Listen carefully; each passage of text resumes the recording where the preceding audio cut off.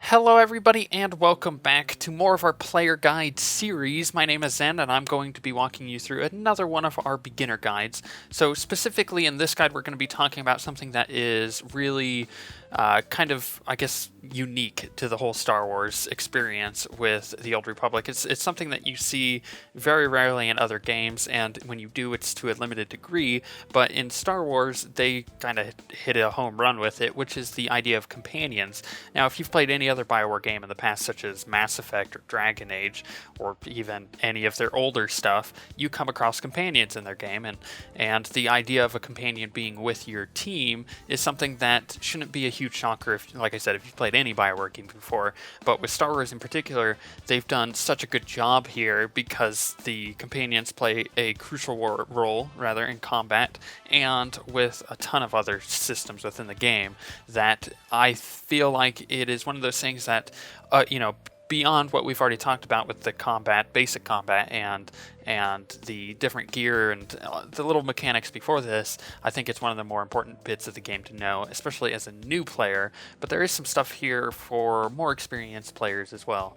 So right now, the first thing that you need to know is that in the game, you can currently get, by default, 6 companions. One of those companions is shared among everybody, and that's a ship droid, and we'll talk about that in a second, but you get 6 companions by default. Then there's 2 extra companions that you can get outside of the main game, or main story, I should say, and those add up to 8 companions that you can get total. So suddenly, you have 8 companions that you can get on every single class, which is really cool, considering 5 of those are completely unique to the different classes.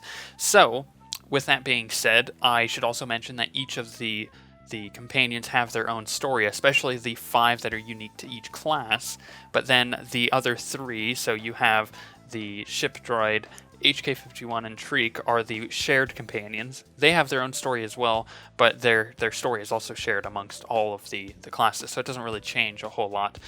So with the other 5, you get an entirely new story per companion. So some companions have stories that intermingle with each other. In fact, some stories are connected to other character classes and their companions and stuff, and it's really cool to see some of those connections as you go through and learn the stories, but each of these also have their own quests involved with them. However, I should clarify that a little bit. So typically you have 2 main companions that have their own little quest line where you get to go with them to certain places and do parts of their quests, and it's a lot like doing your main story for your character. It's all connected, and they'll make comments on stuff like that as well, which is really cool. However, the rest of the classes, for the most part, except for the 2 shared ones technically, the ship droid doesn't really have a huge story. I mean, it's got a little bit, but it's not, it's a ship droid. It's not going to, have a huge social life, let's be honest, especially because it talks all the time and it's super annoying. However, you have the 2 shared ones that have their own story, which is really cool, but like I said, for the most part, it'll be just in a conversation that you get to have on the ship with those companions. That's not to say that your companions don't interact with you. I mean, when you're in the main story, when you get your companions, because as you go throughout the main story, that's how you gather your companions. Each one is set up on different planets that you'll eventually run across, which is really cool because as long as you're doing your main class story, you're gonna get your companions. So you'll go through, you'll learn about them, and then you'll pick them up usually at the end of a planet or the beginning based on, the different companion that it is. Some are different than others. You won't always get a companion on every single planet. You won't always get a companion on a planet that another character class does. So it does mix it up a bit, and it is based primarily on the story of when you actually get them. But with that being said, once you do get them and you start getting their affection up, which we'll talk about affection in a second, you're able to interact with them on your ship, and you get to learn a lot about them, and you get to have conversations with them, which in turn gains more affection. But like I said, we'll talk about that in a second. But since I mentioned the fact that you get your companions from the quests, it's also worth mentioning where you get the extra 2 companions, which are Shriek and HK-51. So HK-51 was the first new companion added. He is only gettable by doing a giant quest line. And I seriously mean it's a pretty big quest line. You have to be high level to do it. So there is a guide that I put up a while ago. There's a link to it on the screen. Just click the annotation. It'll take you straight to it if you want to know how to get HK. But for the most part, you need access to Section X, which is a pass unless you're a subscriber. So make sure you have that before you go off to get him. As far as Treek goes, she's a cute little Ewok, and everybody has to have her. In fact, I actually believe mechanically she's the best companion in the game right now, which is really nice, and you could get her at level 1 technically, and we'll talk about that. But for the most part, you actually have to buy her with credits, or you can buy the unlock through the cartel market, and it's really easy to get her. You don't have to go on a super long quest, but she does have an intriguing story, which isn't something that I actually expected from an Ewok. But you can get both of the companions by buying them through the legacy tree at level 1. So if you have them already unlocked at level 1 on any of your characters, you could just pay the amount of credits through the legacy system, and you can unlock them right at the start of the game, which is actually quite nice to have a companion so early on. It's also worth noting that many of the companions in the game have romanceable options, and you can always find out when you're going to romance with one because it'll have a little flirt option, and it builds up throughout the game, so you can slowly get into a relationship with one of your companions. However, there are several companions usually for each kind of class, so I'll let you really discover that, because it's more fun to figure out which ones you can romance and which ones you can't by yourself. So I'm pretty much going to let you do that on your own. However, with that being said, let's move into the affection bit of this. So affection is something that you should be familiar with if you've played any type of RPG where you have to get people to like you in order to do quests. Now, affection is really easy to gain in Star Wars. You can gain affection through conversations by simply saying the things that you think the companion with you currently will want you to say, because you can only have one companion with you at any given time as your like main companion. In some cases, like main story missions, you'll answer something and you'll gain affection with multiple companions, especially when you're on your ship. But you can find out what your companions will like and won't like easily by just going to the codex and kind of reading their little biography, and it'll tell you what they will most likely want out of a certain conversation, and then you'll learn their traits and their personality. So if you want to gain affection with them, you can easily just do it by saying the right things in conversations with NPCs as you do quests. And the next major way to gain affection with them is through gifts, right? If you want someone to like you, you give them a gift, right? It makes perfect sense. Now, the gifts in the game used to be much harder to deal with, and you used to have a guide to figure out what gifts work better with different companions, and in some cases those guides are still pretty relative. However, you need to understand that now they've added a thing where you can easily see if a companion will really like a gift or really not like it, and the higher level the gift is and the better quality it is, the more affection it will give when you give them the gift.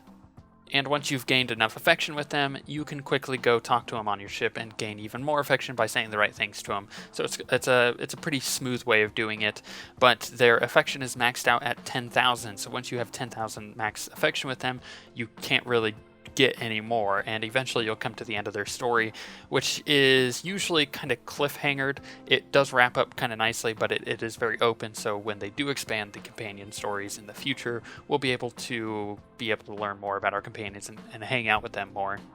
Also, it's worth noting that once you've maxed out the affection on a companion, it gives you plus 10 presence permanently on all of your characters. And we talked about presence previously, but presence is a stat that just increases everything your companions do in the game. So healing, damage, the more health they have, stuff like that. So you can get one per companion on each of the different classes. So you can't get it on the ship droid or HK-51 or Treek right now, but you can get it on the rest. So once you max out all of those companions, you'll see it in the legacy tree, it's pretty obvious, and you will gain plus 10 presence. And mathematically what that means is once you've completed all of the companions' affection and quests and all that, you can actually have a total of plus 400 presence just from doing that alone. However, we need to move on to talking about crew skills. So crew skills are something that we'll talk about in great detail later on, and I've done a guide on crew skills way long ago when the game actually first came out, but it's still pretty relevant.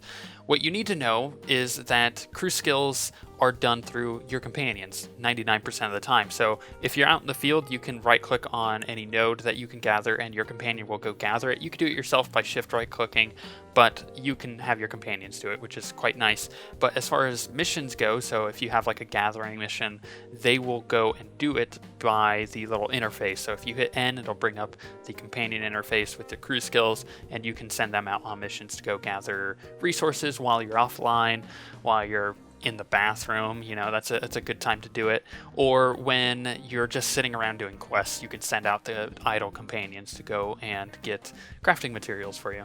With that being said, you can also send out companions to go do crafting for you. You don't actually do any of your crafting. It is really all of your companions that do it. So your companions also get bonuses based on what companion you have. So let's say you have Blizz. Now, Blizz is a bounty hunter companion that gets plus 15 armor mech efficiency, so that means anything he does with crafting armor mech recipes, it happens, 15 or plus 15 faster, whatever that actually means. And then he has plus 1 arms tech critical, so he has a chance of criticaling creating something with arms tech, which allows you to either get multiples or something, or even have a better quality thing that is crafted. But the best ones for these bonuses are actually HK and Treek, because they get plus 5 mission efficiency, just general mission efficiency, so it doesn't matter what you send them on, as in plus 1 crafting critical to all crafting, which is quite nice to have them around for those kind of things, especially when you're using crew skills that don't necessarily match up with the companion bonuses that you have. And the max deployable amount of companions at any given time once your max level is 5. Now that number goes up constantly as you're leveling, so just keep an eye on it. But once you reach max level, it's 5. So you can only ever send out 5 at a time, even though you have 8 companions at your disposal if you have all of them unlocked. Now that's also another thing to be said is, like we were talking about affection earlier, maxing out the affection of a companion, or even just getting it higher, makes them more efficient with doing crew skills. So they'll do things a lot faster as far as crafting or even gathering stuff through missions. But I think that's enough talking about all of the boring stuff. Let's get to the good stuff. So the companions in the game are really nice because they are very good in combat. They make combat a lot more fun. It's not like having a pet, because these guys are way more smart than that. They have their quirks, and they like to jump up on boxes and get kind of weird, just like any companion would in these kind of games. However, they are a lot smarter than a pet would be in other games. So you have different roles for these companions. Some companions can be tanks or healers or DPS, and a lot of the companions can even be multiples of those. For example, Treek can be both a healer or a tank, which is quite good. However, Mako, who is primarily a healer, she can also be a DPS, it's cool that you can kind of mix it up based on what class or advanced class you're actually playing. So if you're playing a tank, it's nice to have a healer around. If you're playing a healer, it's nice to have a tank around. Companions also have their own bar, so they have their own action bar. You can bring it up easily by going over to the companion thing and just hitting the little plus sign, or by default, I think the key is tilde. However, I use that for a key binding because it's a convenient key to have.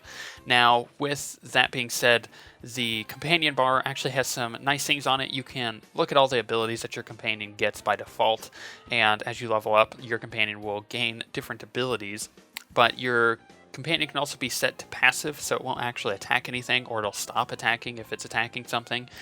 And you can order your companion to attack by using the attack command on their bar. You can also set them in different stances to determine whether or not they would be a tank or a DPS or a healer.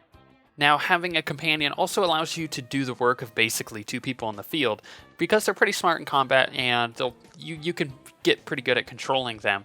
But for the most part, they also allow you to do something called a heroic moment and a few other abilities that you have to have a companion out for, such as allowing you both to take less damage, or you can even sacrifice a low health companion to save yourself, which is kind of funny, but there is an ability to do that.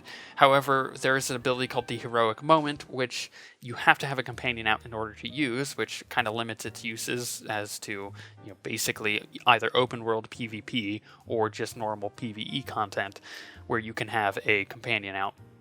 With the heroic moment, it is by default, it finishes a cooldown on whatever stun you have, whatever primary stun you have. Some of them change based on what class you're playing, but for the most part it is the same. And then the same thing across all classes is that the heroic moment restores 2% of your health every 3 seconds, and it lasts an entire minute, so it is a really good buff. And the cooldown can be reduced through doing certain companion things within the game. But what you need to know is that your heroic abilities are tied into this. Now, what heroic abilities are there types of abilities that you get by completing a Chapter 3 story of every class. So if you completed the Chapter 3 story of the Sith Warrior, you would unlock their heroic ability to use once you have your heroic moment active.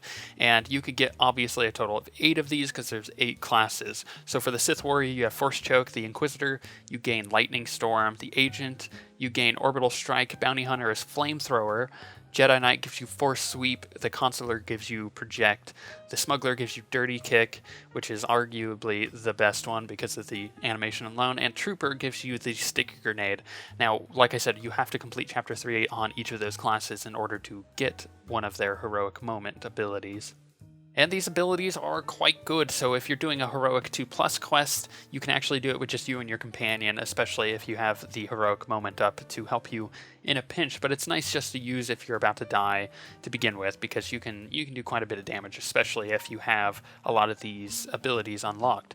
Personally, I have all of them unlocked, and it's just a lot of fun to pop them all and just destroy different creatures when I'm leveling up new characters. And the very, very, very last thing that we have to talk about with companions is that you can easily sell all the trash in your inventory. Say you have a ton of white and gray items, you can actually just go into that crew skill window and you can send your companion, or you can just right click on them on their little profile pictured in the corner, and you can send them out to sell all the junk in your inventory and they'll return shortly. So it's a nice way of just getting rid of stuff while you're out in the field. However, that is all that we need to talk about with the basic companion stuff. If you need to figure out how to get HK51 or Treek, you can easily just search our channel for that, and you can pick up on how to get that. We have a guide for pretty much both of them. And if you have any questions at all, please ask them in the comments below. I'll try to get back to them as soon as possible, and that covers any companion questions that you may have about the game. But on that note, we shall see you guys next time.